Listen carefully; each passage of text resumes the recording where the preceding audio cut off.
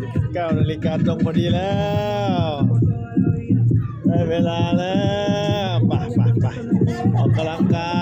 ยลูกๆหลานๆอากาศดีโอ้คือคักขนาดเลยโอ้ดูดิโอ้โหไปแล้วจะหมูบินของลุงโอ้แทนของไม่ดำอ่ะไอ้นอนเที่ยวอ่ะไอ้นี่จำกวนเฮ้ย โอมาโอ้โห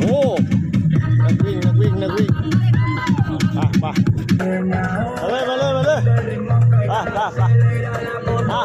อกได้ละออกกำลังกายหลานจากบ้านโน้นมาโอ้ตัวแทนได้ดำป่ะประชาชนป่ะทำโนถูกต้องวะไอ้น้องเท่ว่ะ